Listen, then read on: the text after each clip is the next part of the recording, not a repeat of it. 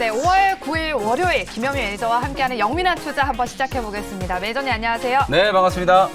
네, 매니저님 5월에도 우리 증시 나아질 기미가 보이지 않는데요. 사실 저는 50bp 금리 인상하면 불확실성 해소다 이래서 미국 시장도 그렇고 우리 시장도 좀 오를 줄 알았는데 계속 떨어지니까 이거 도대체 언제까지 떨어질까 싶더라고요. 그렇죠. 이게 많은 투자자분들이 사실 이제 FOMC 끝나고 나면 불확실성이 약간 해소될 거다라고 생각을 했었는데 불확실성은 확실히 해소됐어요. 네. 근데 이제 새로운 악재가 생긴 거라고 보시면 되거든요. 아, 그래요? 지난주에도 제가 이제 FOMC에 대한 코멘트를 여러분들께 해드릴 때 제롬 파월 연준 의장이 상당히 좀 비둘기파적으로 얘기를 했다. 물론 이제 0.5%포인트씩 금리를 한 두세 차례 정도 올린다라는 얘기를 했기 때문에 네. 이번 5월 FOMC 포함해서 추후에 두 번 정도는 0.5%포인트 금리를 더 올릴 거예요. 뭐 이 부분은 상당히 이제 공격적인 긴축이라고 볼 수 있는데 자이언트 스텝으로 0.75%포인트 금리를 올리는 건 안 한다라고 이제 분명히 얘기를 했기 때문에 적극적인 이제 검토 대상이 아니다라고 얘기를 한 것 자체는 시장의 이제 불확실성을 조금 완화시키는 요소였고,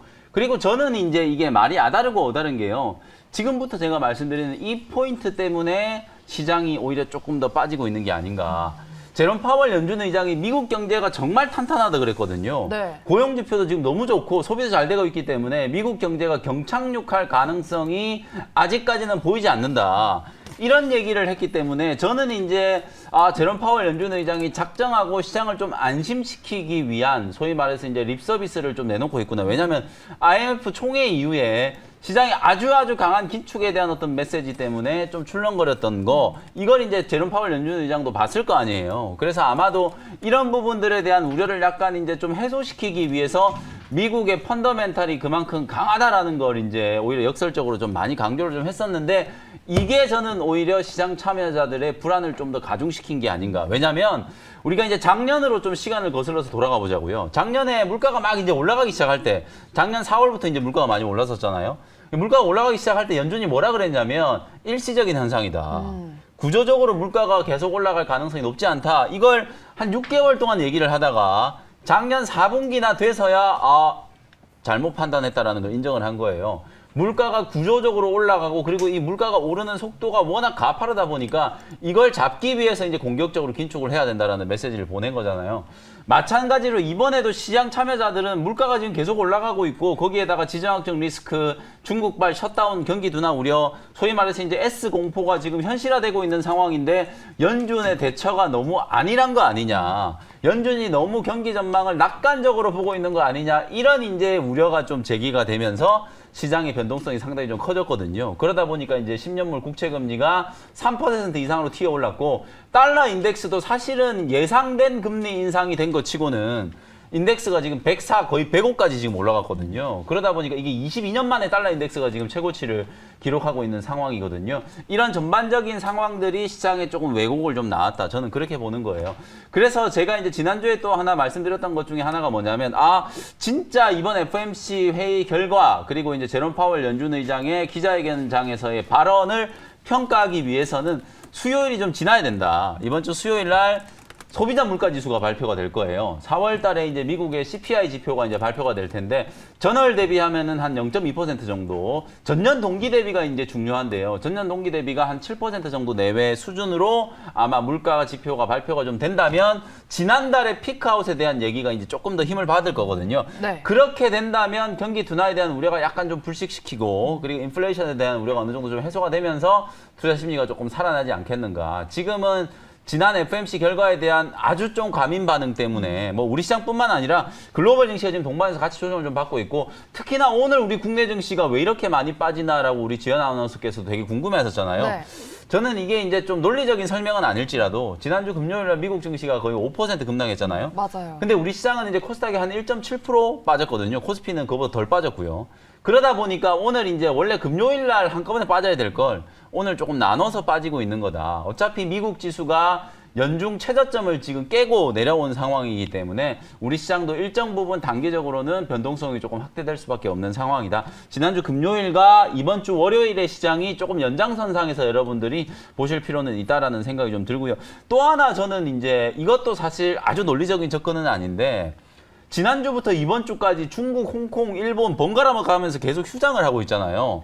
얘네들이 휴장을 하니까 결국 우리나라는 계속 창이 열리니까 매를 자꾸 우리나라 혼자 좀 얻어맞는 듯한 느낌이 들거든요. 오늘도 이제 홍콩은 어저께 이제 석가탄신일 기념해가지고 홍콩은 오늘 휴장이란 말이에요. 그러다 보니까 오늘 우리 시장 쪽, 특히 이제 신흥국 쪽에 대한 어떤 매도가 우리 시장 쪽으로 조금 더 이제 좀 치우치고 있는 게 아닌가, 뭐 이런 생각도 조금 드니까요. 뭐 결론을 말씀드리면 지난주 미국 증시가 이제 급락한 부분들, 긴축에 대한 우려라든지 스태그플레이션에 대한 우려 때문에 이제 시장이 단기적으로 큰 조정을 좀 받고 있는 상황이고, 수요일 이후에 시장이 이제 저점이 좀 만들어질 가능성이 좀 높기 때문에 그 시장, 수요일 이후의 시장을 이제 대비하는 종목 대응 전략이 좀 필요하다. 이렇게 말씀을 좀 드리겠습니다. 네, 원래 시장이라는 게 또 뭐 논리적으로 움직이진 않다 보니까 일단은 시장의 우려가 아직 해소되지 않은 분위기 속에서 우린 또 수요일 이후의 흐름을 한번 기대해 보도록 하겠습니다. 네. 그럼 지금부터는 영민 DJ가 편입했던 종목들 한번 리뷰해 보도록 할게요. KDB님과 박별님께서 오늘 오르비텍 굿, 저번 주 금요일 오르비텍으로 수익 감사합니다 이라고 남겨주셨거든요. 오늘도 이런 시장에서도 오르비텍은 현재도 7% 가까이 상승하고 있습니다. 네. 앞으로 어떻게 대응해 봐야 될 건지. 사실 이제 오늘 오르비텍이 15% 급등했잖아요. 그러니까요. 지난주 금요일 날 이제 요 종목을 제가 윤석열 정부가 이제 들어서기 전에 정책 수혜주 한번 보자. 근데 이제 건자재 종목들은 아무래도 여러 가지 이슈들 때문에 조금 어려우니까 차라리 이제 원전 종목을 보자라고 말씀드렸는데, 물론 오르비텍도 좋았지만 우진을 아예 따라붙지 못한 게 조금 더 아쉽다. 오늘 이제 우진이 대장주 역할을 하면서 장중에 이제 20%가 넘게 급등을 하고 있거든요. 제가 이제 차트를 딱 보면서 여러분들께 오르비텍도 이게 이제 전고점을 약간 좀 뛰어넘어가면 오버슈팅이 나올 거다라고 말씀드렸잖아요. 오늘 정확하게 분봉을 보시면은 8,000원을 뚫는 순간 보시는 것처럼 엄청난 수급이 들어오면서 제가 말씀드렸던 목표가 8,500원까지 훌쩍 뛰어넘었거든요. 네. 하루 만에 지금 거의 고점 대비해서 16% 정도 지금 수익을 내고 있는 상황인데, 아마 영민한 투자 시청하시는 분들은 제가 목표가를 정확하게 8,500원을 딱 설정을 해드렸기 때문에 대부분 수익 실현은 하지 않았을까라는 생각이 좀 드는데요.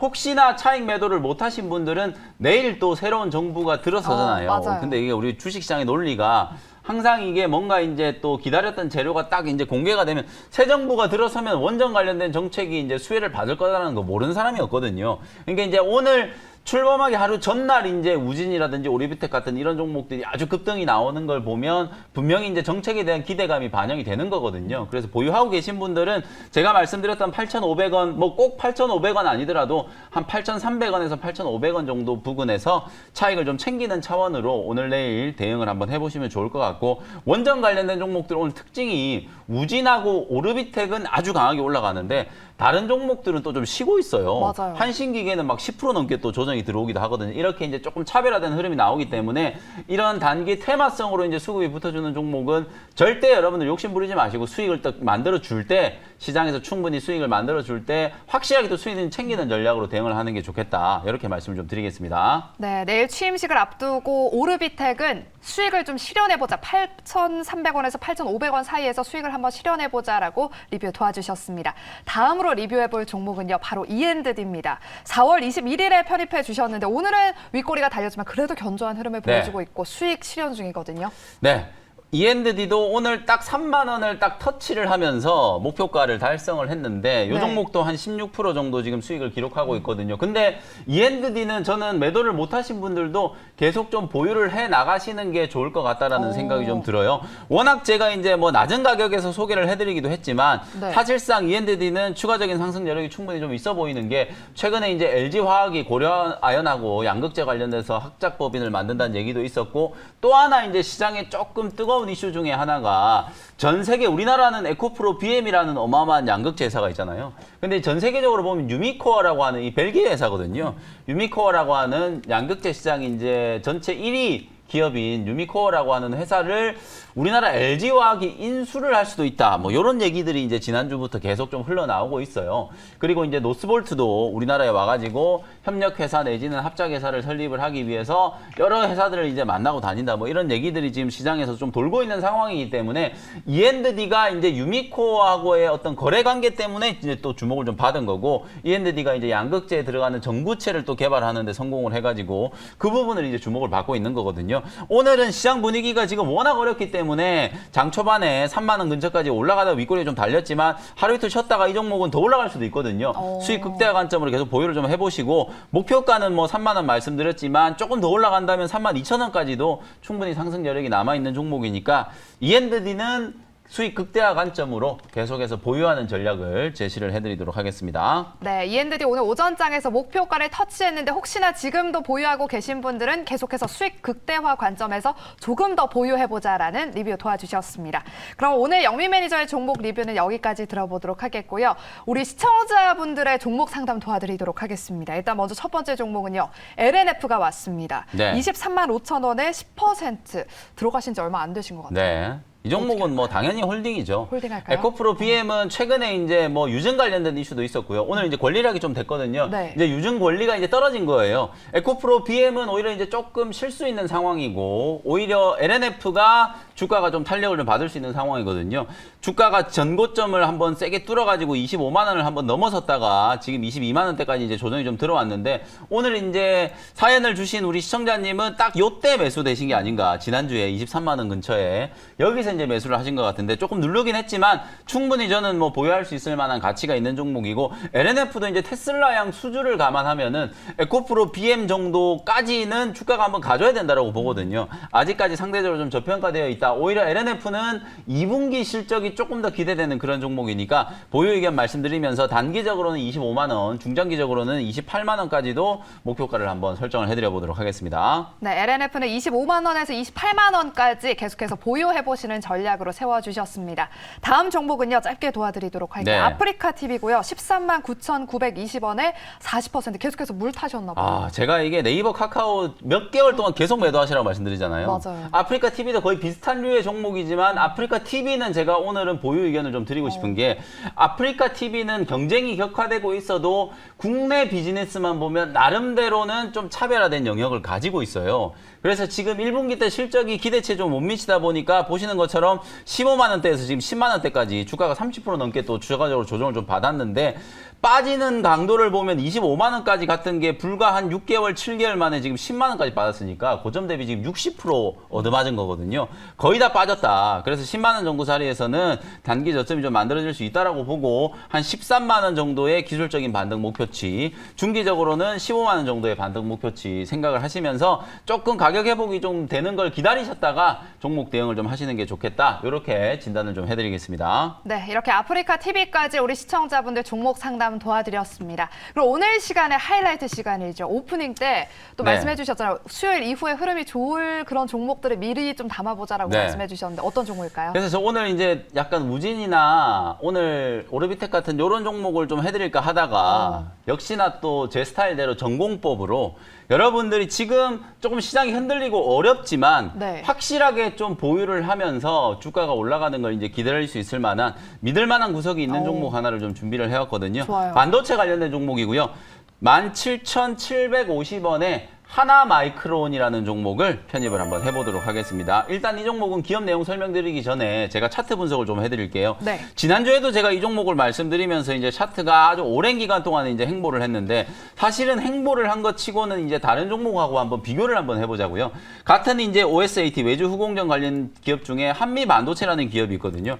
이 종목은 추세가 좀 꺾이고 있잖아요. 여러분들 딱 보시더라도 눈에 띄게 이제 좀 차이가 느껴지실 거예요. 그리고 이제 후공정 테스트 기업 테스나라는 기업, 요 회사도 M&A가 이제 이루어지기 전에 차트를 이제 이렇게 조금 돌려보면 확실하게 주가가 좀 고점 대비해서 좀 주저앉고 있는 모습이었거든요. 이런 이제 동종의 같은 종목들이 이렇게 흘러내리고 있는 하락 추세가 진행되고 있는 이런 모습인데도 불구하고 하나마이크론 같은 경우에는 주가가 하락 추세라기보다는 그냥 박스권이거든요. 이 종목은 주가가 계속해서 이제 옆으로 조금 들어누우면서 상당히 좀 지루한 흐름이긴 하지만 더 빠지지 않는 하방 경직성이 만들어져 있는 구간이라는 거죠. 다른 종목들이 이제 조정을 받을 때 이 종목은 강하게 좀 버티는 이유는 분명히 뭔가 펀더멘탈적으로 믿고 버틸 만한 이슈가 분명히 있다라는 거거든요. 그게 저는 이제 전방 시장의 이제 호황과 삼성전자를 필두로 한 이제 대규모 투자 사이클과 관련되어 있는 이슈라고 생각을 하거든요.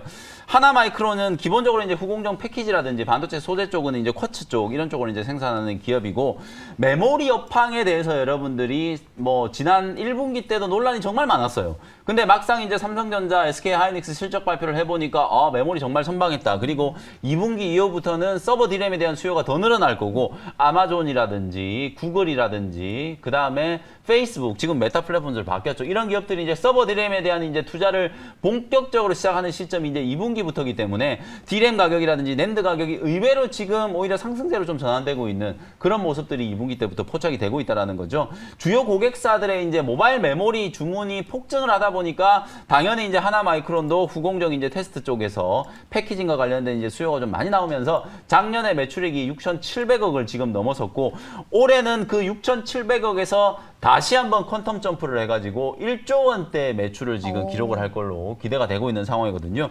근데 주가는 기대감이 반영되기는커녕 작년에 잘 나왔던 실적조차도 지금 반영을 못하고 있는 그런 상태이기 때문에 지금 정도 이렇게 드러눕고 매물 소화 과정이 좀 지루하게 진행이 좀 됐다라고 보면 하반기 때는 분명히 좀 크게 시세가 한번 분출이 되겠다. 작년 8월부터 이제 9월, 10월 두 달 동안에 이제 시세가 얼마만큼 이제 변동성이 생겼냐면 11,000원에서 22,000원까지 올랐거든요. 딱 두 달 만에 주가가 거의 100% 정도 오른 거예요. 하반기 때도 저는 거의 이 정도의 이제 상승 파동이 한번 만들어질 수 있는 종목이 하나마이크론이라는 종목이라고 생각이 좀 들기 때문에 사실상 이 메모리 반도체 호황과 가장 좀 직접적으로 연결되어 있는 종목이다. 그리고 이제 또 하나는 이제 요즘은 메모리 쪽보다는 또 시스템 반도체 쪽, 비메모리 쪽 얘기를 많이 하잖아요. 역시나 하나마이크론도 이 비메모리 쪽에 투자를 좀 많이 해놓고 특히 이제 SK하이닉스하고 공동으로 이제 대규모 이제 장기 계약을 이제 맺은 게 하나 있거든요. 작년 이제 하나마이크론 비나, 하나마이크론에 이제 베트남에 있는 자회사라고 생각하시면 되거든요. 하나마이크론 비나하고 SK하이닉스하고 반도체 후공정과 관련해서 무려 이제 2027년까지 장기 계약을 이제 맺어놓은 게 있거든요. 그러면 이건 이제 풀 턴키 방식.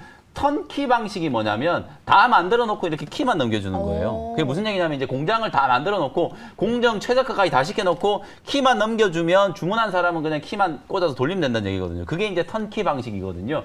공정 하나하나를 떼놓고 하는 게 아니라 후공정은 아예 그냥 풀 패키지로 풀 턴키 방식으로 이제 제조하는 걸 SK하이닉스하고 이제 했기 때문에 메모리 쪽뿐만 아니라 이제 비메모리 쪽에서도 분명히 이제 하나마이크론은 경쟁력을 인정받을 때가 올 거다. 그래서 지금 오랜 기간 동안 옆으로 행보를 하면서 주가는 조금 비탄력적인 움직임이 나타나고 있지만 시장 분위기가 좀 살아나고 매물 소화 과정이 이제 어느 정도 좀 끝나고 나면 아주 강한 상승 파동이 한번 진행될 수 있는 그런 종목이니까 이렇게 시장이 조금 혼탁할 때 여러분들이 확실히 좀 믿고 배팅할 수 있는 종목 중에 하나가 하나마이크론이니까 관심 있게 한번 지켜보시면 좋을 것 같고요. 가격 전략을 정리를 한번 해드려 보도록 하겠습니다. 17,750원 현재가로 편입을 했고요. 1차 목표 가격은 딱 정고점까지 이제 22,000원까지 일단은 1차 목표가 한번 설정해드리고 손절 가격은 박스권 하단 16,000원 정도를 손절 라인으로 잡아드리도록 하겠습니다. 네, 오늘의 원샷 원킬 종목은요. 바로 하나마이크론이었습니다. 목표가는 지난 전고점 22,000원으로 설정해 주셨고요. 손절가는 16,000원으로 대응해 보시면 좋을 것 같습니다. 오늘 이 시간 짧아서 아쉬운 분들 그리고 시장이 워낙 어렵다 보니까 어떤 투자 전략을 세워야 할까 고민되시는 분들을 위해서 무료 방송 안내해 주시죠. 네, 장 끝나고 나서 오후 4시에 이제 무료 공개 방송 진행해 드릴 텐데 장이 정말 좀 어려워요. 그래서 이번 주 전체적인 시장 전략 또 수요일 날 CPI 지표 발표 이후에 시장이 어떻게 될지 그리고 러시아, 우크라이나 이 지정학적 리스크와 관련해서도 어떤 대응 전략이 좀 필요할지 자세하게 좀 설명을 좀 드리도록 할 테니까요.